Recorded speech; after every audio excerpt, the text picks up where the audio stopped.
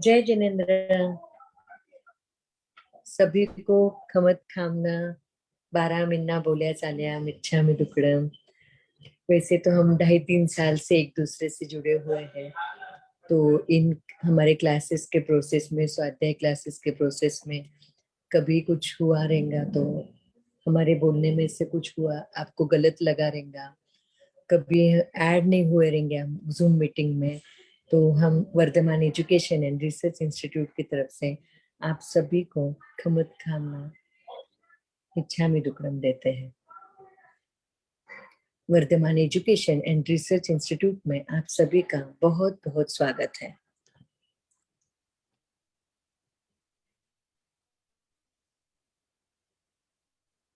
परम पूज्य प्रीति सुधा जी महाराज साहब की सुशिष्या स्वाध्याय प्रेमी पूज्य श्री संयम प्रीति जी महाराज साहब जी एवं सौ शकुंतला जी चौड़िया, इनके मुखारविंद से हम सभी जन अध्ययन कर रहे हैं तत्वार्थ सूत्र। और हमारा आज 63वां क्लास है। तो जो भी जुड़े हैं, अभी जुड़ेंगे, उन सभी का हम बहुत बहुत स्वागत करते हैं। फेसबुक वाले, फिर यूट्यूब वाले, सभी को हम बहुत बहुत खमत खामना देते हैं। और प्रदूषण हमारे हो गए हैं, अभी रेगुलर क्लासेस हमारे आज से चालू हो जाएंगे। हमारे पहले क्लासेस 9 से 10 रहते थे, अभी हम 8:30 से 9:30 ले रहे हैं। तो सभी से रिक्वेस्ट है कि आप जरूर जरूर 8:30 कोई जूम लिंक ज्वाइन करने का प्रयास करें, तो आपकी कुछ स्टार्टिंग मिस होती है तो आगे आपको लिंक नहीं लगती है। तो प्लीज सभी से रिक्वेस्ट है कि आप 8:30 बराबर या 8:30-5 तक हमारी जूम लिंक ज्वाइन करते जाइए। संयम प्रीति जी महाराज साहब जी एक साथ मथेन वंदामी, भावपूर्वक मथेन वंदामी, श्रद्धा पूर्वक मथेन वंदामी।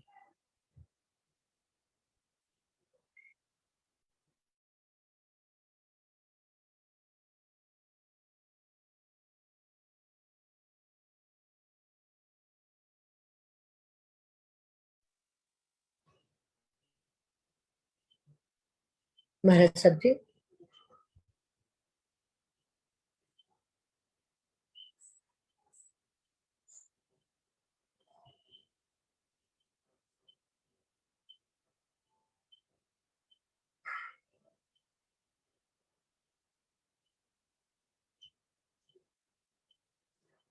एक एक ही मिनट में महाराज साहब जी अनम्यूट होके हाँ अपना चालू हाँ, करेंगे। यस आवाज आ यस, रही सभी को? हाँ आ रही, अभी आ रही है। यस आ रही है। बोलिए शांतिनाथ भगवान की जय, आचार्य भगवंत की जय। नमो अरिहंताणम, नमो सिद्धाणम, नमो आयर्याणम, नमो वज्रायाणम, नमो लोये सव साहूणम। एसो पंचनमोकारो सव पावपणासनो, मंगलानांच सव्येतिं परमं हवै मंगलम, परमं हवै मंगलम। श्रीमिंदर स्वामी महाराज आपकी आज्ञा, भगवान आपकी आज्ञा, गुरु गुरुनी जी महाराज आपकी आज्ञा। तत्वार्थ सूत्र का अर्थ करने की, छठे अध्ययन का अर्थ करने की आज्ञा चाहते हैं। मोक्ष मार्गस्य नेतारम भेत्तारम कर्म भूभृताम, ज्ञातारम विश्व तत्वानाम वंदे तद्गुण लब्धये, वंदे तद्गुण लब्धये। परम आदरणीय, परम वंदनीय, परम पूजनीय 24 तीर्थंकर भगवान, पंच परमेष्टि भगवान तथा ज्ञानी, ध्यानी, त्यागी, तपस्वी समस्त ऊर्जा महापुरुषों के चरणों में भावपूर्वक वंदन। आराध्य गुरुदेव पूज्य श्री आचार्य भगवान तपसी जी महाराज साहब, पूज्य श्री माता जी महाराज साहब के चरणों में भावपूर्वक वंदन।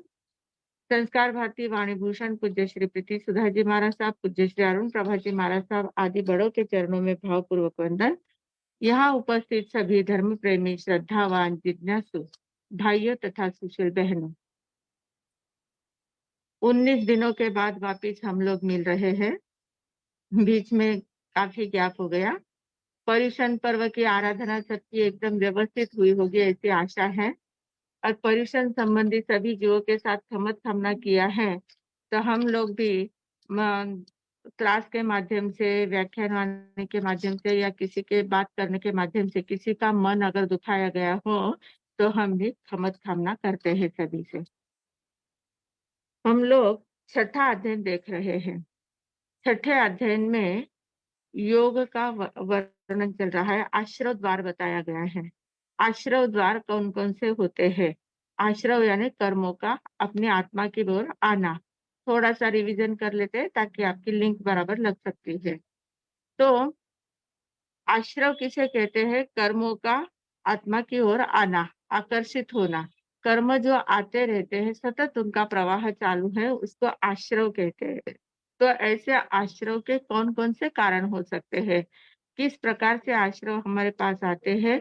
और आश्रव आने के बाद कर्म आते हैं योग के कारण से। मन, वचन, काया के योग के कारण से।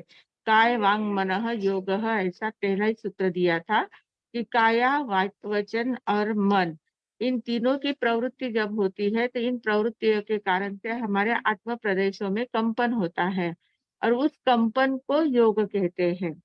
सिर्फ मन, वचन, काया के व्यापार को योग नहीं कहते हैं, वो जो उसके निमित्त से आत्म प्रदेशों में जो कंपन होता है उसको योग कहते हैं। और उस आत्म प्रदेश के कंपन के कारण से बाहर में रही हुई कार्बन वर्गना हमारी ओर आकर्षित होती है, तो उसको आश्रव कहते हैं।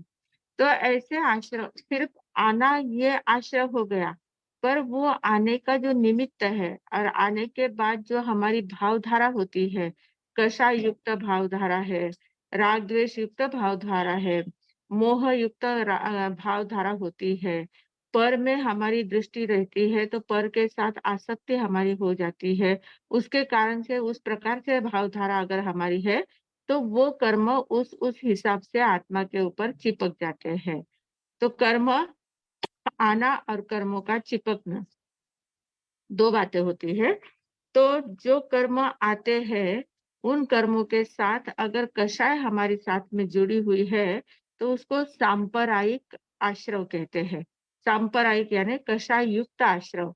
कषाय के साथ आने वाला जो आश्रव है, वो सांप्रदायिक आश्रव है। और दूसरा है अकषाय, मतलब कषाय से रहित होने वाला आश्रव।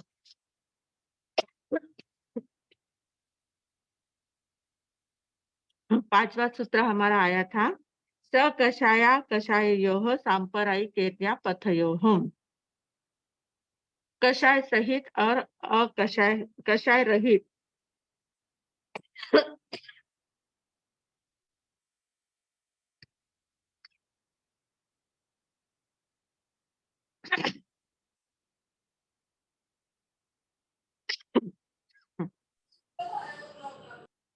एक मिनट, सॉरी। हाँ, हाँ जी। तो कषाय सहित जो आश्रम होता है, उसके भेद बताए हैं छठे गाथा में। छठी गाथा में कहा है, अव्रत कषायेन्द्रिय क्रियाः पंच चतु पंच पंचविंशति संख्याः पूर्वस्य भेदाः। तो इस प्रकार 4 बातें यहाँ पर बताई है कि कषाय सहित जो क्रिया होती है, कषाय सहित जो आश्रम हमारे पास आता है, उसके 4 प्रकार बताए हैं। उसमें अव्रत, जो व्रत प्रत्याख्यान वगैरह नहीं देते हैं, अव्रत की साधना करने वाले जो होते हैं, वे अव्रती कषाय कहते हैं। फिर कषाय, कषाय यानी क्रोध, मान, माया, लोभ वगैरह कषाय। फिर इंद्रिय, 5 इंद्रिया जो है, 5 इंद्रियों के कारण से भी हमारी मन, वचन, काया प्रवृत्त होती है और उसके कारण से आश्रव होता रहता है। और आगे कहा है क्रिया। हमने अवरत, कषाय और इंद्रिय इसके बारे में काफी डिटेल में चर्चा की हुई थी। अब हमारी क्रिया की चर्चा चल रही है। क्रिया के 25 भेद बताए हैं। पंच चतु पंच पंचविंशति संख्या। हाँ, तो पंच यानी 5, पहले अव्रत के 5 प्रकार बताए, कषाय के 4 भेद है, इंद्रिया के 5 भेद है और पंचविंशति यानी 25 भेद क्रिया के हैं। तो उन 25 प्रकार की क्रियाओं में से पहली 5 क्रियाएं हमने देख ली थी। 5 क्रियाएं कौन सी थी? एक थी कायी की क्रिया, काया से होने वाली क्रिया। अयत्नपूर्वक काया से होने वाली प्रवृत्ति, उसको कायी की क्रिया कहते हैं। दूसरी है अधिकरणी की क्रिया। अधिकरणी की क्रिया यानी अधिकरण यानी शस्त्र। शस्त्रों के द्वारा जो क्रियाएं होती है, शस्त्र अनेक प्रकार के होते हैं। भौतिक शस्त्र तो है ही, जड़ वस्तु के शस्त्र, चक्कू, छुरी वगैरह वो तो शस्त्र है ही। पर हमारे मानसिक शस्त्र है, वाचिक शस्त्र है, कायिक शस्त्र है, अनेक प्रकार के शस्त्र होते हैं।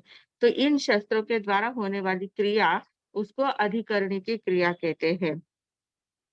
फिर है प्राद्वेषिकी क्रिया, तीसरी थी प्राद्वेषिकी। द्वेष के कारण से की जाने वाली क्रिया, किसी के प्रति द्वेष भावना जागृत हो गई है, किसी का गुस्सा आ रहा है, उसकी प्रगति होती हुई अच्छी नहीं लगती है, द्वेष भावना से प्रेरित होकर जो क्रिया की जाती है, वो प्रादेशिकी क्रिया कहलाती है। प्राद्वेषिकी, प्राद्वेषिकी, द्वेषिकी क्रिया होती है। फिर है परितापिनी की क्रिया, प्राणियों को सताना, अन्य जीवों को सताने की क्रिया जो होती है, सताने के जो काम करते हैं, किसी को समय पर खाने नहीं देना, किसी को जो हम हमारे यहाँ जो हेल्पर्स करके या नौकर-चाकर काम करते हैं, उनको समय पर पगार वगैरह नहीं देना, उनकी सैलरी बराबर समय पर नहीं देना, उनको बहुत ज़्यादा काम करवा के लेना और उनको अनेक प्रकार से प्रताड़ित करना। कुछ ऐसे शब्द बोला कि जिसके कारण से वे दुखित होते हैं, आहत होते हैं। तो ये सारे परितापिनी की क्रिया में आता है। और 5वीं है प्राणातिपाती की क्रिया, यानी किसी को जीवों की हिंसा करना। ये सारे 5 प्रकार की क्रियाएँ हमने देख ली थी। अब हमारी आज छठी क्रिया है। छठी क्रिया का नाम है आरंभिकी क्रिया। आरंभिकी क्रिया यानी क्या? हम लोग आरंभ-समारंभ करते हैं। कोई भी काम करना है तो उसकी शुरुआत करते हैं। आरंभ का अर्थ होता है आरंभ करना यानी शुरुआत करना। हर एक काम की शुरुआत हम लोग करते हैं। सवेरे उठते से ही हमारे काम की शुरुआत हो जाती है। शरीर की क्रियाओं की शुरुआत हो जाती है और ऐसे आरंभ के कारण से हम 6 काय जीवों की हिंसा हमारे द्वारा सतत होती रहती है। पृथ्वी काय जीव की, अपकाय, तेवकाय, वायुकाय, वनस्पति काय और त्रस्काय। छहों कायों की हिंसा हमारे द्वारा होती रहती है, क्योंकि उससे हम निवृत्त नहीं हुए हैं। संसारी जीव जो होते हैं, वे 6 काय की रक्षा नहीं कर पाते हैं। संसार में आप लोग जैसे ही सवेरे उठते हैं, उठते से ही आपका काम शुरू हो जाता है। पानी का काम है, अग्नि का काम है, हवा का काम, वायु का काम है, पृथ्वी, पानी, अग्नि, वायु, वनस्पति का सभी प्रकार की क्रियाओं का सभी प्रकार के जीवों की हिंसा हमारे द्वारा होती रहती है। संसारी जो जीव होते हैं, जिन्होंने किसी प्रकार के व्रत प्रत्याख्यान नहीं दिए हैं, कोई नियम नहीं लिए हैं और नियम न लेने के कारण से वो क्रिया धड़ल्ले से करते जाते हैं। जो भी उनको कोई प्रॉब्लम फ़र्क नहीं पड़ता है। घूमने जाते हैं मिट्टी के ऊपर चाहे जैसा चलते हैं, चाहे जितना उसके ऊपर उसकी हिंसा हम करते हैं, मिट्टी का उपयोग करते हैं, पृथ्वी का उपयोग करते हैं, पानी का तो चाहे जितना उपयोग करते हैं, कितना पानी वेस्टेज करते हैं। स्नान करने के लिए बैठते हैं तो वो नल है वो खुला करके छोड़ देते हैं, कितना पानी जाता है उसका कोई हिसाब नहीं होता है। इस प्रकार अविवेक से काम करते हैं। अविवेक के कारण बहुत सारे इन 6 काय जीवों की हिंसा हमारे द्वारा होती है। घर में हमारी बहनों का अगर ध्यान नहीं रहा, तो कितने जीवोत्पत्ति होती रहती है। अनाज भर के रखा है, उसका व्यवस्थित देखा नहीं है, उसका बार-बार उसको धूप में वगैरह नहीं डाला है, तो कितने जीवों की उत्पत्ति वहाँ हो जाती है। घर की साफ-सफाई बराबर नहीं है, तो कितने कॉकरोच हो जाते हैं, कितने चींटियाँ हो जाती है, कितने प्रकार के मकोड़े, कितने प्रकार की जीवोत्पत्ति होती रहती है। जाले लग जाते हैं, मकड़ियाँ अपना जाल बना लेती है घर में। बहुत प्रकार की ऐसी हिंसाएँ हमारे द्वारा जानते-अजानते होती रहती है। अगर हम विवेक नहीं रखते हैं तो इन जीवों की बिना काम की क्रिया हमें लगती है। तो ये आरंभिक क्रिया है। तो ये ऐसे 6 का जीवों की जहाँ-जहाँ भी हिंसा हमारे द्वारा होती है, ये पृथ्वी, पानी, अग्नि, वायु, वनस्पति तो एकेंद्रिय जीव है। पर आगे त्रस्ताय कहा है, त्रस्ताय में बेंद्रिय, तेंद्रिय, चौरेंद्रिय, पंचेंद्रिय सभी प्रकार के जीव उसमें आ जाते हैं। तो 6 काय के जीव बोले तो उसमें सभी प्रकार के जीव आ जाते हैं। तो उन जीवों की बिना काम की हिंसा होती है। हमारी बहनें रात्रि में खाना खाते हैं लोग, खाना खाने के बाद वो जो बर्तन होते हैं वे सारे ऐसे झूठे रख देते हैं। झूठे में रात्रि में इतना बर्तन माँजने वाली तो कोई आ नहीं सकती इतनी रात में, देर-देर रात तक खाता खाते हैं। तो ऐसा झूठे बर्तन वगैरह सब पड़े रहते हैं, उसमें बेंद्रिय जीवों की उत्पत्ति हो जाती है। जहाँ भी झूठन पड़ी होती है, वहाँ बेंद्रिय जीवों की उत्पत्ति होती है। या हमारी बहनें सारा जो रसोई वगैरह बनाती है तो उसका पानी होता है, वो सारा पानी अनाज का जो पानी होता है वो सारा नाली में डालती है। नाली में भी बेइंद्रिय जीवों की उत्पत्ति होती है। ऐसी बहुत छोटी-छोटी बातें होती है जिसके कारण से कितने प्रकार के जीवों की हिंसा हमारे द्वारा होती है। हमें पता भी नहीं चलता है, इतने छेका जीव की हिंसा हमारे द्वारा होती रहती है। तो ऐसे बेइंद्रिय जीव है, तेंद्रिय जीव है। पहले तो बहुत सर में वो जुएँ वगैरह पड़ती थी, आजकल इतना नहीं देखने में आता है, पर पहले बहुत ज़्यादा जुएँ पड़ती थी, सफाई नहीं रखी बालों की सफाई नहीं रखी जाती थी, तो जुएँ पड़ती थी। और घर में खटमल आदि बहुत ज़्यादा होते थे, चींटियाँ बहुत ज़्यादा होती है और उनका विवेक रखते नहीं है, इतना बारीकाई से कौन देखता है? घर में धड़ल्ले से हम चलते हैं, घूमते-फिरते, हमारे पैर के नीचे कितने जीवों की हिंसा होती जाती है। तो ये सारे जीवों की जो हिंसा होती है, लाइट चाहे जितने लगा के रख देते हैं, तो लाइट के कितने कीड़े आते हैं, चौरंधिया जीव होते हैं वो।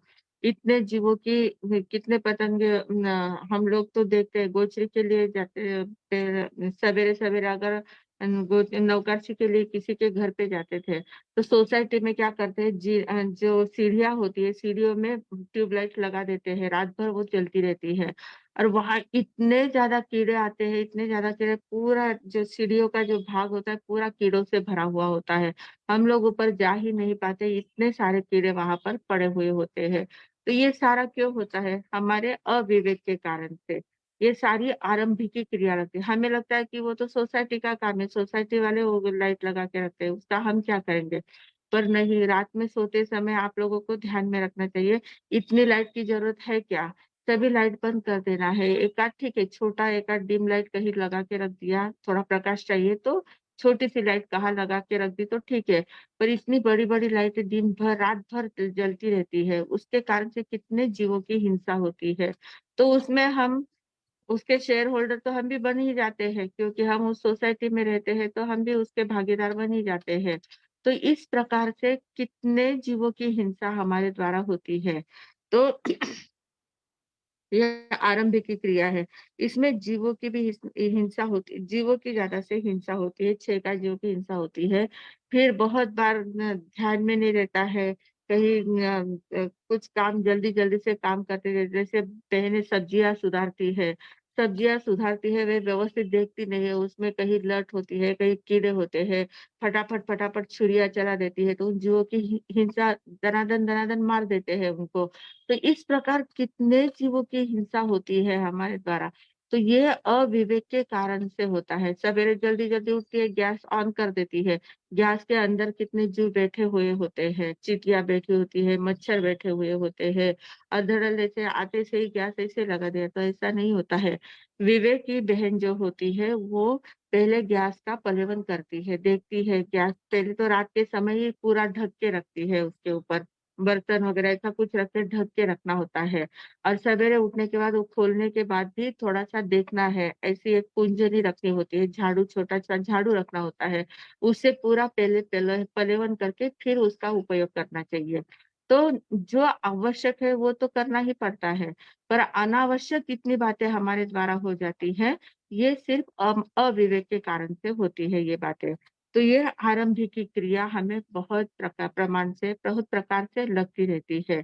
तो उस क्रिया का विवेक रखना चाहिए और इस क्रिया के साथ हमारा राग-द्वेष की भावना अब नहीं है, हम जानकर नहीं करते हैं, अजानते से होता है।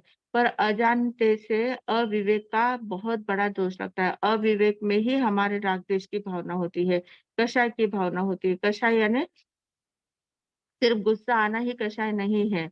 कषाय में हमारे राग द्वेष होते हैं, मोह आसक्ति होती है, जल्दी-जल्दी से काम करना है, जल्दी-जल्दी से कहीं जाना होता है, पता नहीं। पर बहुत जल्दी-जल्दी से करना और आलस्य के कारण से ये सारी बातें हमारे द्वारा होती रहती है। तो यहाँ पर विवेक रखना बहुत ज़रूरी होता है। घर गृहस्थी में रहते हुए इन बातों का विवेक रखना ज़रूरी होता है। तो इस विवेक को यहाँ कहा गया है कि इसके कारण से जो बिना काम की क्रिया लगती है, बिना काम का दोष लगता है। तो इन दोष से हम आराम से बच सकते हैं, थोड़ी-सी विवेक बुद्धि हमारी रखी तो। फिर आगे है पारिग्राही की क्रिया। 7वीं क्रिया है पारिग्राही की क्रिया। परिग्रह परिग्रह हमारा मतलब भगवान महावीर स्वामी ने अपरिग्रहवाद कहा है। 3 सिद्धांत महत्वपूर्ण दिए हैं। अहिंसा, अनेकांतवाद और अपरिग्रहवाद। और अपरिग्रहवाद पर उन्होंने जितना ज़्यादा विश्लेषण किया हुआ है, जितनी बातें अपरिग्रहवाद की बताई है, उतने ज़्यादा उनके शिष्य जो है, भगवान महावीर स्वामी के जो अनुयायी लोग हैं, शिष्य लोग हैं, श्रावक-श्राविकाएँ हैं, वो उतने ज़्यादा परिग्रही है। जितना उन्होंने परिग्रह का विरोध किया है, उतने ज़्यादा परिग्रही उनके शिष्य हैं। जैनियों के पास बहुत ज़्यादा परिग्रह होता है। हर बात का परिग्रह है। वस्तु का परिग्रह है, व्यक्ति का परिग्रह है, सभी सभी प्रकार के विचारों का परिग्रह है, लोगों का परिग्रह, सभी कितने प्रकार का परिग्रह है। मित्र परिवार का परिग्रह है, पूरे सगे-संबंधियों का परिग्रह है, बहुत प्रकार के परिग्रह हैं। परिग्रह कितना है उसको महत्व नहीं है, पर उस परिग्रह में हमारी आसक्ति भी बहुत ज़्यादा होती है, मूर्छा बहुत ज़्यादा होती है। तो ये मूर्छा, आसक्ति होना ये परिग्रह ज़्यादा है। कितना अब भरत चक्रवर्ती के पास 6 खंड का राज्य था, पर फिर भी वे अपरिग्रही कहलाए, क्योंकि उनकी आसक्ति बिल्कुल भी किसी में आसक्ति नहीं थी। एकदम अनासक्त भाव से उपभोग सब करते थे, पूरा उपभोग लेते थे, पर अनासक्त भाव से करते थे। उसमें आसक्त होके नहीं करते हैं। और एक भिखारी भी होता है, उसके पास वस्तु ज़्यादा नहीं होती है, पर जो उसके पास वस्तु होती है, भीख माँगने का एक कटोरा होता है, एक लकड़ी होती है या श बदन पर कुछ कपड़े होते हैं, पर उसके प्रति उनकी इतनी ज़्यादा आसक्ति होती है, वो अपना कटोरा किसी को दे नहीं सकता। कटोरा अगर किसी ने छीन लिया, तो वो इतना ज़्यादा रोता-धोता है, इतना ज़्यादा आर्त ध्यान करता है, वो अतिशय मोह उसका होता है। तो ये जो अति आसक्ति होती है, ये आसक्ति परिग्रह का द्योतक है। तो हम लोग कितना परिग्रह संग्रह कितना है, वो महत्व नहीं रखता है, संग्रह में हमारी आसक्ति कितनी है। तो वो आसक्ति की भावना धन-धान्य है, द्विपद है, चौपद है, जितने भी प्रकार के सोना-चांदी जो भी जितने भी प्रकार की संपत्ति या वस्तु या व्यक्ति हमारे पास होते हैं, उनके ऊपर हमारी आसक्ति कितनी है। तो जितनी ज़्यादा आसक्ति होती है, उतना ज़्यादा परिग्रह कहलाता है। और परिग्रह भी कैसा होता है ऐसे तो क्या करते हैं, हम तो रखते ही है परिग्रह, पर हम क्या करते हैं, हमारी बहनों की आदत होती है, भाइयों की आदत होती है कि अपने जो सगे-संबंधी होते हैं, मित्र परिवार वगैरह होते हैं, तो उनके लिए भी हम परिग्रह की व्यवस्था करते हैं। उनको भी परिग्रह में अटकाते जाते हैं। कहीं अच्छी चीज़ें दिखती है, हमारी बहनों को शॉपिंग में जाती है, अच्छी चीज़ें कहीं दिखी, तो अपने लिए तो लाती ही है, अपने बहनों के लिए, अपने परिवार वालों के लिए, अपनी सहेलियों के लिए, कितने लोगों के लिए चीज़ें इकट्ठा करके लेके आती है। तो ये सारा परिग्रह स्वयं करना, औरों को भी कराना। स्वयं भी करना, औरों को भी कराना, ये परिग्रह की क्रिया होती है। धन-धान्य कितना रखना है, घर में कितना अनाज भर-भर के रखना है। बहुत सारा अनाज बहुत सारे लोगों को आदत होती है, साल-साल भर का अनाज भर-भर के रखते हैं और वो इतना अनाज भर के रखते हैं, उसमें इतने कीड़े-मकोड़े पड़ते जाते हैं, इतना अविवेक होता है, इतना लगता भी नहीं है, पर इतना भर-भर के रखने की बहुत आदत होती है। बहुत सारे लोगों को ऐसी आदत होती है और आजकल तो उल्टा देखते हैं तो चाहे जब चाहे जैसे अच्छी से अच्छी वस्तु बाज़ार में मिल जाती है। परिग्रह रखने की कोई ज़रूरत ही नहीं होती है, इतना अनाज भर-भर के रखने की कोई ज़रूरत नहीं होती है। पर एक आदत सी हो जाती है हमें, वो परिग्रह करने की, संग्रह करने की आदत हो जाती है। तो इस कारण से हमारा ये दोष लगता है, पारिग्राही की क्रिया उसमें लगती है। अ, कितने नौकर-चाकर घर में कितने रखना है, बहुत सारे घरों में ऐसा होता है, बड़े-बड़े घर होते हैं और घर में व्यक्ति 3 होते हैं, 3-4 व्यक्ति घर में होते हैं, नौकर 10 होते हैं। कोई ज़रूरत नहीं होती है इतने नौकरों की, पर वो एक शौक होता है कि हमारे घर में इतने नौकर हैं, हमारे घर में इतने लोग हैं, इतने लोग काम करने वाले होते हैं, तो वो एक अपनी प्रतिष्ठा बना ली है। तो इस प्रकार जो अनावश्यक चीज़ें हैं, उनका बिना काम का संग्रह करने की कोई ज़रूरत नहीं होती है। बहुत लोगों को आदत होती है पक्षियों को पालने की। इतने पक्षियों को इतने अलग-अलग प्रकार के पक्षी लेके आते हैं और घर में इतने घर के बाहर ऐसे बहुत सारे पिंजरे तैयार करके रखते हैं और उनमें वो पक्षी रखते हैं और फिर उनका दाना पानी का पूरा ध्यान रखना, फिर वो इतना प्रदर्शनी जैसा घर में कर देते हैं। तो ये बिना काम का है, कोई ज़रूरत नहीं है। पंछी बेचारे आकाश में इतने उड़ने वाले स्वतंत्र विचरण करने वाले वे लोग होते हैं और उनको हम पकड़-पकड़ के लाते हैं, जो पंछियों को पकड़ने वाले लोग होते हैं, उनके पास से हम खरीदी करके लाते हैं और उनको अपने घर में सजा के रखते हैं। इतने सारे पंछी रखते हैं, बहुत सारे वो फिश पॉट वगैरह रखते हैं, कितनी मछलियाँ बिना काम की घर में जैनियों के घर में भी ऐसे मछली के पॉट्स होते हैं, इतनी मछलियाँ वहाँ होती है, फिर उनका दाना-पानी उस पानी में डालना, वो वहाँ पर घूमती रहती है। क्या उस शो में कोई मतलब नहीं होता है, पर बिना काम की ये एक भेड़िया प्रवाह इसको कहते हैं। जो बाहर देखते हैं सब लोग करते हैं, वैसा हम भी करते जाते हैं। तो कुत्ते कितने लोग रखते हैं, इतने बड़े-बड़े कुत्ते लेके आ जाते हैं और उनको अपने घर में पालते हैं। तो ये सारा जो है बहुत सारे ऐसे प्राणी हैं जिनको बिना काम का घर में रखते हैं और उनका संग्रह करते रहते हैं और उसको अपनी शान बताते हैं। तो ये एक प्रकार से ये मान कषाय का पोषण होता है और अपनी प्रतिष्ठा दिखनी चाहिए कि हमारे घर में इतने हैं, हम हमें ये शौक है, हमें वो शौक है। बहुत सारे लोगों को अजूब चीज़ें इकट्ठा करने का भी शौक होता है। क न क्या न पुरानी-पुरानी जो चीज़ें होती है, उन चीज़ों को यूनिक चीज़ें जो होती है, उन चीज़ों को इकट्ठा करना और वो घर में ऐसा प्रदर्शनी जैसा सँभाल के रखना। ऐसे बहुत प्रकार की आदत होती है, जिसके कारण से हमें परिग्रह की क्रिया लगती है। जो आवश्यक है उतना तो करना पड़ता है, संसार में है, घर गृहस्थी में है, तो जितनी आवश्यक चीज़ें हैं, 4 लोग आपके यहाँ मेहमान आ गए, तो किसी बात की कम नहीं होनी चाहिए। उतना ठीक है, उतना व्यवस्थित रहना वो बात है, वो बात बराबर है। पर जो अनावश्यक है, बहुत सारे घरों में हम देखते हैं इतना संसार बढ़ा के रखते हैं, इतने बर्तन-बर्तन इतने हैं, इतनी थालियाँ, इतने बाकी इतने सारे रखते हैं कि एक साथ उनके 4 परिवार आराम से उसका गुज़ारा करता है। 4 परिवारों में वो बाँटा तो 4 संसार व्यवस्थित रूप से चल सकते हैं। इतना सामान एक-एक व्यक्ति रखता है। तो ये सारा जो बिना काम की चीज़ें होती है, उनका परिग्रह करना ये पारिग्रही की क्रिया होती है। तो ये 7वीं क्रिया है पारिग्रही की क्रिया। फिर 8वीं क्रिया है माया प्रत्यया क्रिया। माया प्रत्यया क्रिया यानी क्या? माया माया यानी मतलब ये क्रम से ही आ रहे हैं। आरंभिकी क्रिया में हिंसा की बात ज़्यादा हो गई। परिग्रही की क्रिया में संग्रह वृत्ति की जो हमारी वृत्ति संग्रह में चली जाती है, मतलब लोभ वृत्ति हमारी जो बढ़ती है, वो परिग्रही की क्रिया में आ जाती है। यहाँ माया प्रत्यय यानी कपट करना, कपट कावा करना। बिना काम का कपट करते हैं। कपट का अर्थ क्या होता है? कपट यानी अंदर एक और बाहर एक। हमारे अंदर में कुछ बात अलग रहती है और बाहर बताते समय, बोलते समय इतना मीठा बोलते हैं, इतना व्यवस्थित बोलते हैं और अंदर एकदम अलग बात होती है। तो ये जो अंदर-बाहर अलग-अलग बातें जो होती है, इसको कपट बोलते हैं, माया कहते हैं। और ये माया बहुत ज़्यादा घातिक होती है, घात करने वाली होती है। माया के कारण से बहुत ज़्यादा कर्मों का बंध होता है, बिना काम का कर्म बंध होता है। और माया भी कितनी फालतू-फालतू चीज़ों की माया करते हैं। अम, बचपन से वो आदत लग जाती है कपट करने की।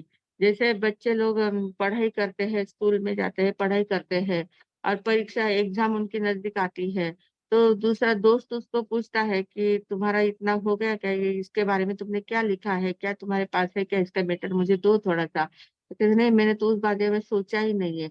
जबकि उसके डायरी में सब कुछ लिखा हुआ होता है, सब उसने पढ़ाई की हुई होती है। पर उसको बताना है हाँ, वो तो मेरे ध्यान में नहीं आया, मैंने तो वो देखा ही नहीं है, मैंने तो वो पढ़ा ही नहीं है। इस प्रकार से वहीं से कपट की शुरुआत हो जाती है। छोटी-छोटी बातें बिना काम की छिपाना। ऐसा लगता है कि मैंने अगर उसको बता दिया और उसको ज़्यादा मार्क्स मिल गए, वो मेरे आगे चला गया तो क्या होगा? तो इस भावना से प्रेरित होकर उसमें कपट करना कि छिपाना, जो है उसको छिपाते जाना। आपके पास कुछ वस्तु है, पैसे हैं, कुछ है, कोई माँगने के लिए आया है, कोई के पूछने के लिए आया है, तो उसको एकदम से मना कर देना, नहीं मेरे पास कुछ नहीं है।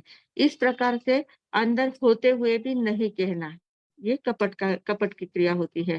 तो ये माया प्रत्यय की क्रिया ऐसी लगती है। बहुत सारी बातों की बिना काम की छोटी-छोटी बातों में माया लगती है और ये माया बहुत घातकी होती है। तपश्चर्या में भी माया कर की हुई नहीं चलती है। मल्लिनाथ भगवान का किस्सा हम लोग देखते हैं, तो उन्होंने पूर्व भाव में साधना की थी। 6 मित्र थे उनके और सभी ने दीक्षा ली हुई थी। सभी एक साथ तपश्चर्या करते थे और तपश्चर्या करते-करते सभी बेले-बेले पारना या ऐसे कुछ तपस्या करते थे। पारना का दिन आ जाता था, तो सवेरे-सवेरे ये आगे की तपस्या पचक लेते थे। वे लोग पारना लाने के लिए जाते हैं, पारना करने की तैयारी करते हैं और ये इनका जो जीव था मल्लिनाथ भगवान का, वे आगे की तपश्चर्या पचक लेते थे। तो उनको ऐसा लगता था कि सबके जैसा क्या करना, मैं कुछ अलग करूँ, थोड़ी-सी ज़्यादा तपस्या करूँगी तो मेरी ज़्यादा निर्जरा हो जाएगी। इस भावना से किसी को बताए बिना आगे के पचकान ले लेना, तो ये भी एक प्रकार का कपट है। इस कपट के कारण से उनको स्त्री वेद में जन्म लेना पड़ा, स्त्री बनना पड़ा। तो ऐसे कपट की बातें छोटी-छोटी बातें होती है, पर हमारे ध्यान में नहीं आता है, हम कहाँ कपट कर रहे हैं। घर में सब परिवार एक साथ रहते हैं, 3-4 भाइयों का परिवार होता है, तो उसमें दूसरे भाइयों के बच्चों के साथ, अपने बच्चों के साथ उसमें भेदभाव करना। परोसते समय जब बहनें परोसने जाती है, तो उसमें भेदभाव करती है, उसको अच्छा परोसना, उसको थोड़ा-सा ऐसा-वैसा दे देना। इस प्रकार से छोटी-छोटी बातें होती है और उसमें हम कपट-कावा करते रहते हैं। तो ये माया प्रत्यय की क्रिया होती है। माया प्रत्यय क्रिया होती है। फिर इसमें और क्या बातें होती है कि दगाबाजी करना, किसी को धोखा देना, फिर हम इतने धर्मात्मा हैं ऐसा बताना, स्थानक में जाना है, प्रतिक्रमण करना है, सामयिक करना है, स्वाध्याय करना है, इतना बताना कि मैं इतना धार्मिक हूँ, इतनी धार्मिकता का आवरण लाना ऊपर से और अंदर से एकदम बिल्कुल भी धर्म के प्रति श्रद्धा नहीं होना। अंदर से बिल्कुल श्रद्धा नहीं है, बाहर गए कि व्यवहार एकदम अलग होता है और स्थानक में आए के ऐसा बताना कि मैं कितना धार्मिक हूँ। तो ये जो डबल दुहेरी चाल हमारी रहती है, डबल रोल हमारा जो होता है, ये बहुत घातक होता है। तो धार्मिक न होते हुए बहुत ज़्यादा धार्मिक है ऐसा बताना, ज्ञानी न होते हुए बहुत ज़्यादा ज्ञानी है ऐसा बताना, थोड़ी बहुत कुछ बातें ध्यान में आ जाती है, 2-4 बातें सीख लेते हैं और ऐसा बताते हैं इतना पांडित्य बघाड़ते हैं कि हमारे जैसे कोई होशियार है ही नहीं। इस प्रकार के ज्ञानी की बातें करते हैं और अंदर से कुछ ज्ञान नहीं होता है। तो इस प्रकार से ये होता है। फिर व्यापार आदि में कपट करना है, वो बहुत प्रकार के अब वो आप लोगों को पता है झूठे तोल-माप रखना वगैरह ये सारी बातें होती है। फिर वस्तुओं में मिलावट करना होता है। व्यापार में जो वस्तु जो बेचनी होती है उसमें मिलावट करके वस्तुओं को बेचना। ये सारी फिर ठग विद्या सीखना। स्वयं भी सीखना, औरों को भी सिखाना, मंत्र-तंत्र वगैरह सीखना, स्वयं भी सीखना, औरों को भी सिखाना। दूसरों को ऐसे जादूगरी वगैरह सिखाना और ऐसे-ऐसे सलाह देना कि जिसके कारण से वो सामने वाला कपट क्रिया करता रहे और उसका नुकसान होता रहे। अंदर से उसको लगता है कि मुझे बहुत अच्छा सिखा दिया है, मैंने ये तंत्र सीख लिया है। तो ये सारी बातों को देख लेना। इसको कपट-कावा कहते हैं। फिर सरकारी चोरी करना, सरकारी चोरी में क्या आता है? टैक्स की चोरी करना है, टैक्स नहीं भरना है इसलिए बताना 2 नंबर के पैसे कमाना है, 2 नंबर में 1 नंबर, 2 नंबर बहुत सारे प्रकार होते हैं, उसमें भ्रष्टाचार करना, ये सारी बातें माया प्रत्यया क्रिया में आता है। इतनी छोटी-छोटी बातें होती हैं पर हमें ध्यान में नहीं आता है, हम सहजता से उन बातों को कर लेते हैं। हमें लगता है कि देखो हमने कितना बड़ा काम कर लिया है, सरकार से इतना पैसा हम बिना काम बचा लिया है हमने, जो बिना काम जाने वाला था उस पैसे को हमने बचा लिया है, टैक्स हमने चुरा लिया है। पर वो अभी आपने चुरा लिया है, पर वो आपने एक पट चुराया होगा तो आपका चौपट कहाँ से चला जाएगा उसका पता भी नहीं चलेगा। तो ऐसा जो कपट-कावा करते हैं, जो दूसरे को धोखाधड़ी देकर काम करते हैं, तो उनका कभी आगे का काम सक्सेस नहीं हो पाता है। उस समय उनको यश मिलता है तो ठीक है, पर कब उनका वो भंडा फूटेगा और कब उनका सब भेद खुलेगा और कब उनका नुकसान होगा पता नहीं चलेगा। तो इसलिए ऐसी सारी क्रियाओं से हमें बचना चाहिए। माया प्रत्यया नाम के ये क्रिया है। तो ये इस क्रिया से भी हमें बचना चाहिए। फिर आगे है 9वीं क्रिया है अप्रत्याख्यान प्रत्यया। अप्रत्याख्यान प्रत्यय यानी क्या? किसी वस्तुओं का व्रत प्रत्याख्यान नहीं लेना। व्रत प्रत्याख्यान नहीं लेना यानी क्या? कि जो वस्तुएँ हमारे पास है, उपभोग परिभोग की जो वस्तुएँ होती है, उपभोग यानी एक बार उपयोग में लिया जाता है वो वस्तुएँ जैसे खाने-पीने की वगैरह वस्तु होती है। और परिभोग यानी जो बार-बार उपयोग में ली जाने वाली वस्तु, वस्त्र, पात्र, गहने वगैरह जो होते हैं। तो इन चीज़ों का हमें नियम नहीं लिया है, किसी मर्यादा नहीं करी है, कोई किसी प्रकार के प्रत्याख्यान नहीं लिए हैं। जो भी आता है वो सब हमें चलता है, जो भी आता है सब हमें चलता है। इस प्रकार अप्रत्याख्यानावर्णीय कर्म का उदय हमारा होता है, जिसके कारण से हम किसी प्रकार का व्रत प्रत्याख्यान नहीं ले सकते हैं। छोटे-छोटे नियम भी लेना हो तो बहुत सारे लोग ऐसे होते हैं, नियम लेने के लिए बोला तो एकदम उनको ऐसा लगता है, नहीं-नहीं महाराज साहब हम नियम तो बिल्कुल नहीं लेंगे, हम पचखान नहीं लेंगे, हम मन से सब पालेंगे पर पचखान नहीं लेंगे। पचखान लेने से डरते हैं लोग। क्यों डरते हैं? उनको लगता है पचकान लिया यानी बंधन में हम आ जाते हैं, पर ये बहुत उल्टी सोच है। प्रत्याख्यान लेने से, पचकान लेने से कोई बंधन में नहीं आता है, उल्टा स्वतंत्र होता है। पचकान अगर नहीं लिया तो हम दूसरी वस्तु के प्रति उसके गुलाम होके रहते हैं। अगर हमने पचकान ही ले लिया कि नहीं मुझे इतना ही सोना रखना है, बाकी के सोना मुझे नहीं लेना है, तो हमारी इच्छा नहीं रहेगी कि नहीं मेरा इतना 25 तोला मैंने रखा है, बस उतना मुझे रखना है, इससे ज़्यादा मुझे नहीं चाहिए। अगर प्रत्याख्यान ले लिए तो ज़्यादा की जो चाहत होती है, वो चाहत हमारी मिट जाती है। तो फिर उसके कारण से हमें किसी को कुछ कहना नहीं पड़ता कि मुझे ये लेना है, मुझे वो चाहिए, मुझे वो चाहिए। हम डिमांड नहीं कर सकते हैं। हम स्वतंत्र रहने मुझे बस मैं एकदम समाधानी हूँ, मुझे किसी बात की कोई ज़रूरत नहीं है। मेरे पास जितना है वो पर्याप्त है, उससे अलावा मुझे कुछ नहीं चाहिए। तो जब प्रत्याख्यान लेते हैं तो हम अपने स्वामी बनते हैं, थोड़ा-सा हमारे अंदर स्वाभिमान आ जाता है, स्वामित्व आ जाता है कि नहीं मैं अपने मन पर कंट्रोल कर सकती हूँ, मैं अपने इंद्रियों पर कंट्रोल कर सकती हूँ। मुझे किसी बात के किसी गुलाम बनने की ज़रूरत नहीं है। ऐसी भावना हमारे अंदर आ सकती है, प्रत्याख्यान लेते हैं तो। पर अप्रत्याख्यानावर्णीय कर्म का उदय ऐसा चलता है, तो उसके अधीन हम बन जाते हैं, तो किसी प्रकार के व्रत प्रत्याख्यान नहीं लेते हैं। बहुत सारे लोग उनको अगर कहें रात्रि भोजन का त्याग करो तो भी नहीं मानता। हमसे पचकान हम नहीं लेंगे, हम ऐसा नहीं खाएँगे रात में, पर पचकान नहीं लेंगे। पचकान अगर नहीं लिए तो वो नहीं खाने का संकल्प आपका कभी भी टूट सकता है क्योंकि आपके मन के ऊपर आपका कंट्रोल नहीं होता है। हमें लगता है कि हमारे मन पर बहुत कंट्रोल है, पर रात्रि भोजन का त्याग आपने नहीं लिया, पचकान आपने नहीं लिए हैं। आप कहते हैं कि नहीं मैं रात में नहीं खाऊँगा, पर अगर आपके कोई दोस्त है, परिवार वाले हैं, कोई है, तो वो आपको आग्रह करते कि अरे जाने दो, पचकान तो नहीं लिए ना, तो एक दिन खाए तो कुछ नहीं बिगड़ता है, चलो खा लो, कुछ नहीं होता है। ऐसा करके हम लोगों को डिगाने वाले भी बहुत मिल जाते हैं। पर अगर हमने कह दिया कि नहीं हमने पचकान लिए हुए हैं, तो फिर आपको कोई कहेगा अच्छा पचकान है? तो फिर नहीं हम आपको नहीं कहते हैं। तो इस प्रकार से पचकान वालों का थोड़ी-सी इज़्ज़त भी बढ़ जाती है। अरे बाप रे! उनको रात्रि भोजन का त्याग है, उनको ये प्रत्याख्यान है, उनको वो प्रत्याख्यान है, वो ऐसा नहीं करेंगे, वो वैसा नहीं करेंगे। तो इस प्रकार उन लोगों की प्रतिष्ठा भी बढ़ती है, इज़्ज़त भी बढ़ती है और उससे फ़ायदा भी बहुत ज़्यादा होता है।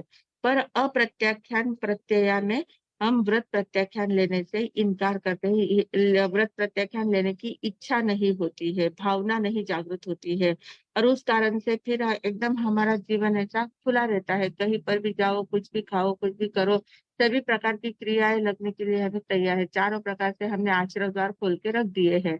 उन आश्रय द्वारों को रोकने का काम हम करते ही नहीं है, आश्रय द्वार खुले ही रहते हैं हमारे। तो चारों ओर से कर्म का आना सतत चालू रहता है। तो ये अप्रत्याख्यान प्रत्यय है। फिर 10वीं क्रिया है मिथ्या दर्शन प्रत्यय। ये तो बहुत बड़ी क्रिया है। मिथ्या दर्शन प्रत्यय। मिथ्या दर्शन का अर्थ क्या होता है कि जो पर है, पर बातें हैं, पर बातों में हम आसक्त हो जाना, पर में ही एकत्व बुद्धि करना, यही मैं हूँ, शरीर यानी मैं हूँ, वस्तु यानी मैं है, घर यानी मैं हूँ, परिवार है, मेरा घर है, मेरे ये है। बाहर में अपनी ऊर्जा का प्रवाह चालू रखना, बाहर में ही ऊर्जा सतत प्रवाहित होती रहना, ये मिथ्या दृष्टि है, मिथ्या दर्शन है। सम्यक दर्शन किसे कहते हैं? स्वयं का बोध होना, स्वयं को पहचानना, स्वयं की भेद ज्ञान होना, आत्मा और शरीर अलग है इसका भेद ज्ञान होना, ये सम्यक दर्शन है। और भेद ज्ञान न होने के कारण से स्वयं को तो भूल गए, स्वयं को तो पहचान है नहीं, आत्मा क्या है इस बात की ही पहचान नहीं है। और इस बात की पहचान न होने के कारण से जो शरीर यानी मैं हूँ, मेरा नाम यानी मैं हूँ, मेरी जो भी चीज़ें हैं वो सारा मैं हम बाहर में स्थापित करते हैं। हमारे मैं को हम बाहर में स्थापित करते हैं, पर में स्थापित करते जाते हैं। तो ये मिथ्या दर्शन है और इस मिथ्या दर्शन के कारण से पूरा अज्ञानी चेतना हमारी बन जाती है। जो ज्ञान वाली चेतना है, ज्ञानवान चेतना है, वो पूरी अज्ञान चेतना बन जाती है और वो पर में ही ऐसे आसक्त हो जाती है, पर में ही सब कुछ मानने लग जाती है। इसके कारण से ये बहुत बड़ी क्रिया लगती है हमें, मिथ्या दर्शन की क्रिया। इस मिथ्या दर्शन की क्रिया के कारण से हमारी दृष्टि साफ नहीं होती है। हम क्या कहते हैं कि सम्यक दर्शन यानी क्या? जो जैसा है उसको वैसा देखना।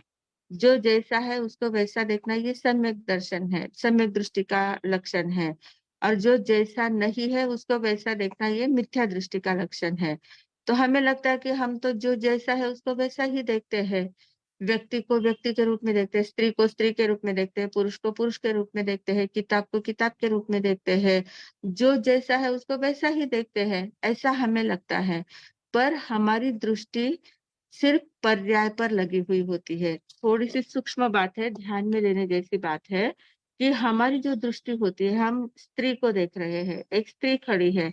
स्त्री को जब हम देखते हैं, तो स्त्री की पर्याय को हम देखते हैं, उसके शरीर को देख रहे हैं, शरीर की आकृति, प्रकृति को देख रहे हैं और उसका शरीर जो है वो पुद्गल का पिंड है, अजू तत्व का पिंड है, उसके अंदर चेतना अलग है, शरीर उसका अलग है। तो उस शरीर को ही हम उस स्त्री के रूप में देखते हैं। और शरीर क्या है? वो शरीर जो है वो वर्तमान काल की पर्याय है। अभी जो ये हमारा शरीर है, वो शरीर क्या है? वर्तमान काल में पुद्गल की पर्याय है। पुद्गल पर्याय के रूप में प्रकट हुआ, शरीर के रूप में पुद्गल की स्थापना यहाँ हुई है। जो औदारिक शरीर के औदारिक परमाणु पुद्गल जो थे, उन पुद्गलों की ये रचना हुई है, ऐसा हमारा शरीर बना है। इसका रंग, रूप, आकार, प्रकार सारा बना हुआ है। तो इसी को देखकर हम उस पे आसक्त होते हैं, उसको सही मानते हैं।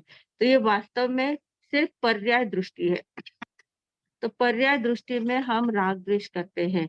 ये अच्छा है, ये बुरा है, ये कितना सुंदर है, ये कितना कुरूप है, ये कितना मेरा है, ये अच्छा लगता है, ये बहुत मेरा बिल्कुल भी नहीं, इसके देखने से मुझे गुस्सा आ जाता है।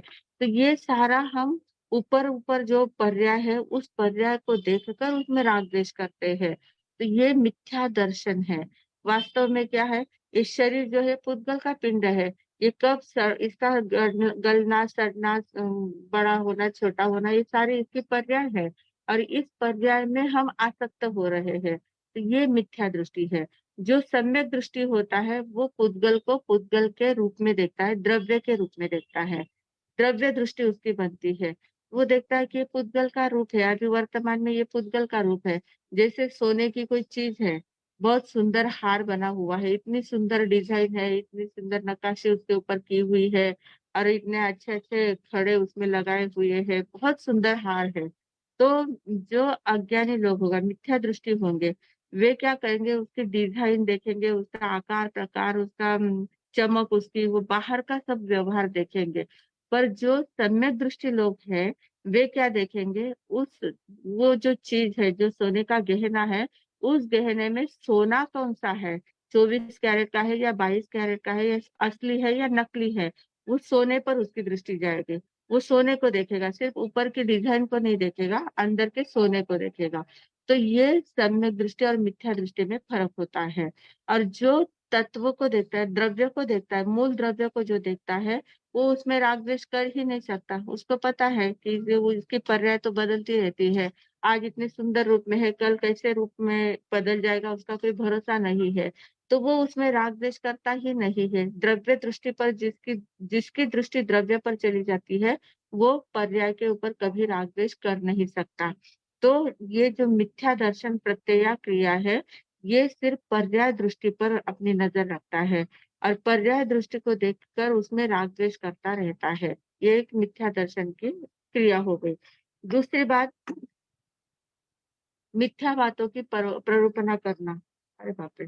समय हमारा हो चुका है। ये थोड़ा-सा बहुत समझने जैसा थोड़ा-सा विषय है। थोड़ा विषयांतर तो नहीं है, पर विषय में ही ये बातें समझने, जब विषय निकलता है तभी उसका विश्लेषण किया जाए तो अच्छी बात होती है। तो एक मिथ्या दर्शन मिथ्या दृष्टि जो जीव होते हैं, मिथ्या दर्शन प्रक्रिया जब हमारी होती है, तो हम सत्य को असत्य के रूप में प्रकट करते हैं, असत्य बात को सत्य मान लेते हैं। जैसे भगवान की वाणी है, भगवान की जो वाणी है उसको न्यून कहना, कम कहना या ज़्यादा कहना, कम अधिक कहना, जो हम अपनी बुद्धि से सोचते हैं। भगवान ने आत्मा का स्वरूप बताया हुआ है, आत्मा असंख्यात प्रदेशीय आत्मा होती है। और जितना जैसा उसको शरीर मिलता है वैसे पूर्ण शरीर में वो व्याप्त होती है। इस प्रकार आत्मा का स्वरूप बताया भगवान ने। पर जो मिथ्या दृष्टि व्यक्ति होता है, वो आत्मा के स्वरूप को कैसे मानेगा?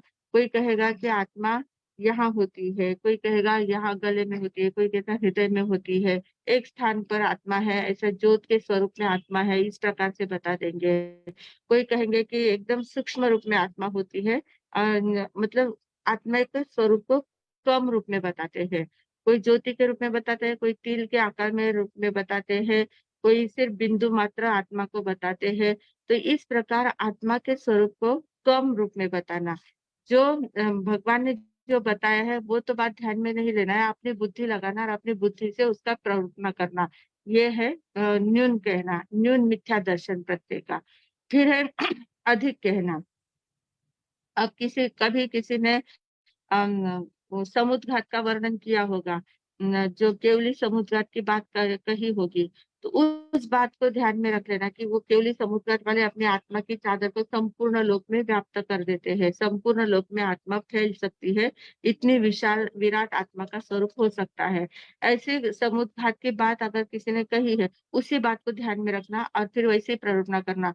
आत्मा तो सर्वव्यापी है, संपूर्ण लोक में व्याप्त रहती है। ऐसे ही उल्टी प्ररूपणा करना।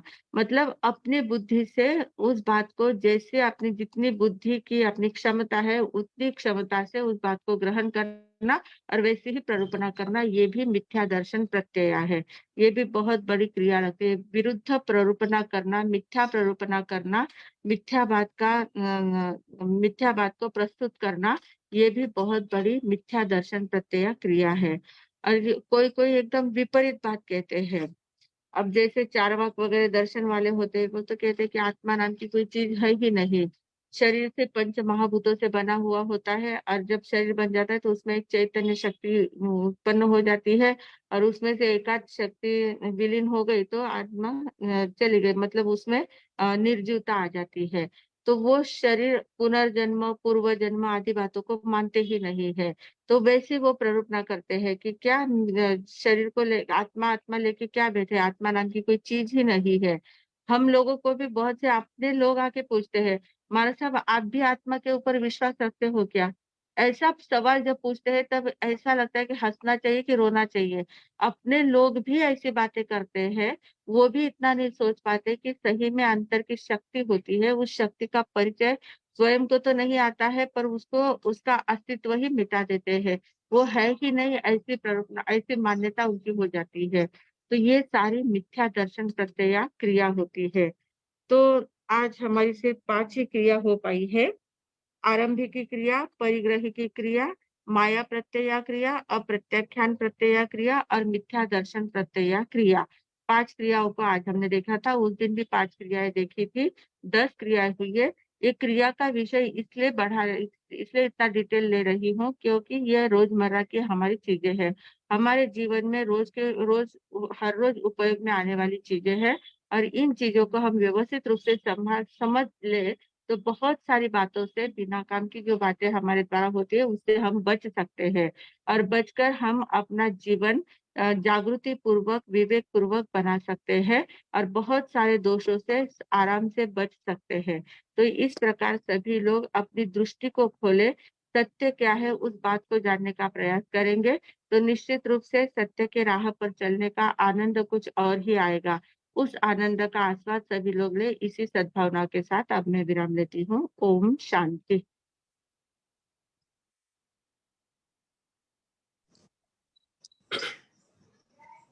मथन वंदन।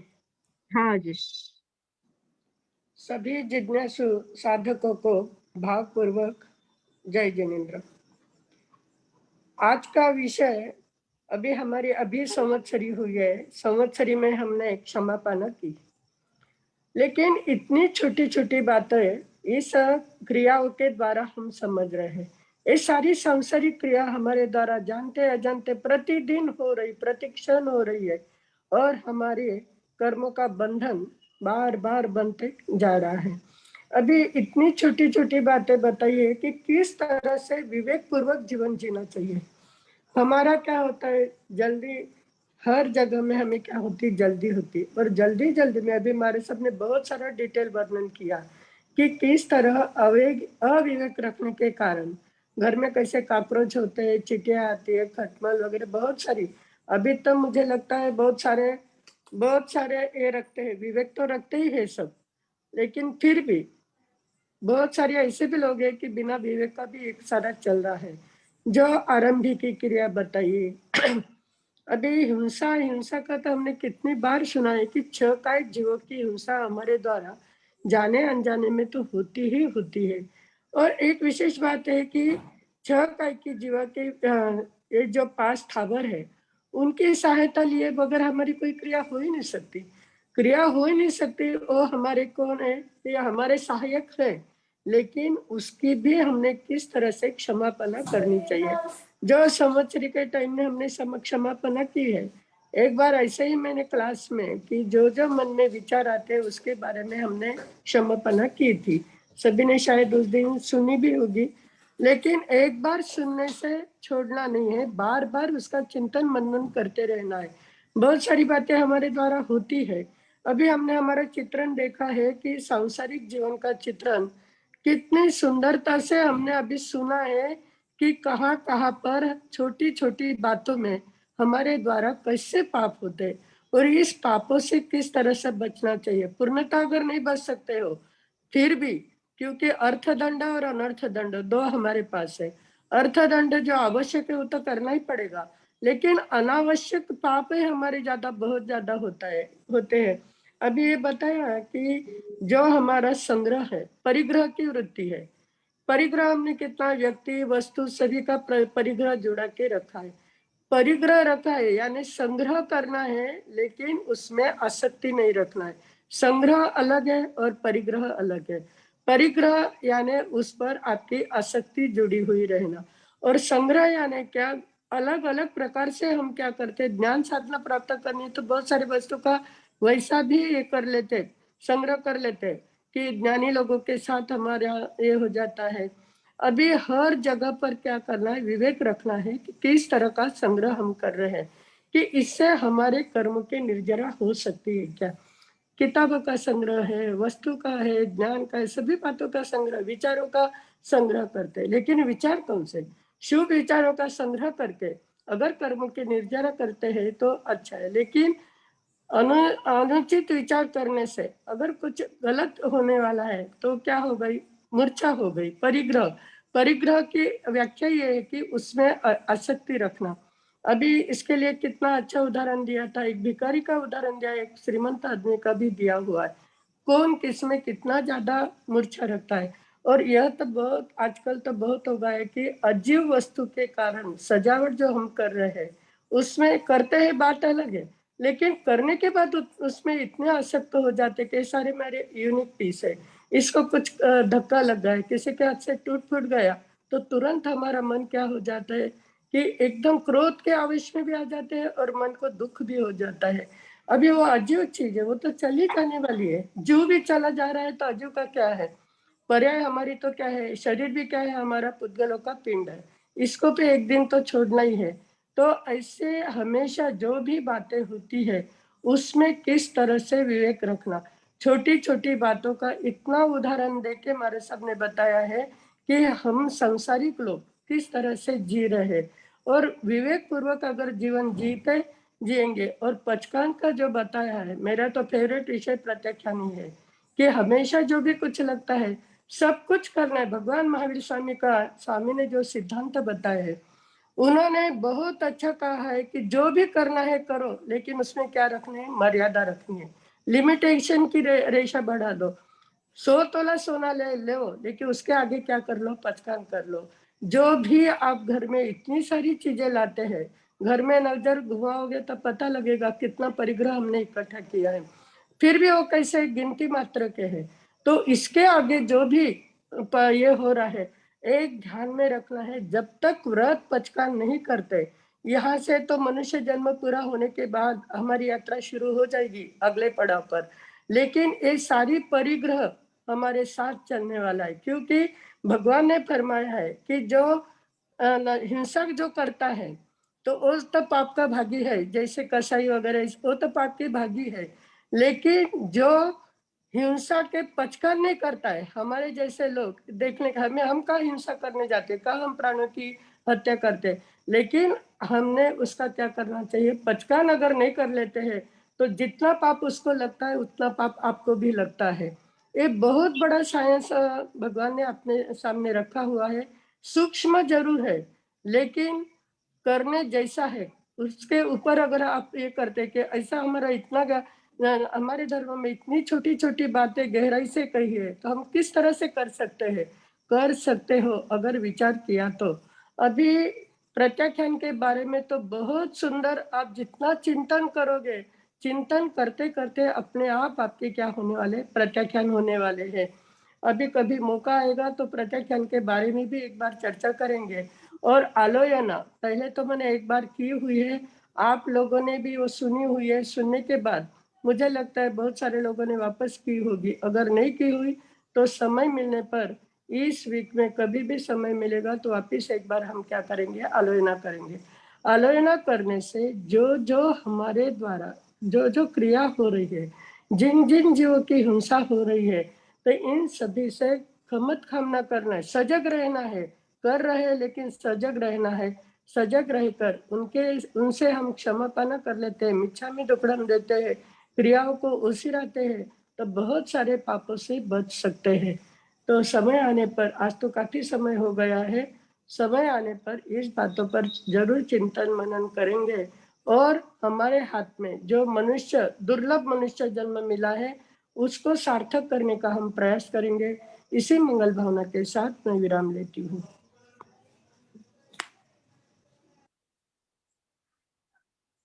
हाँ जी। हैंड रेस तो किसी के नहीं है, हम्म। पचकान लेते हैं। हाँ जी।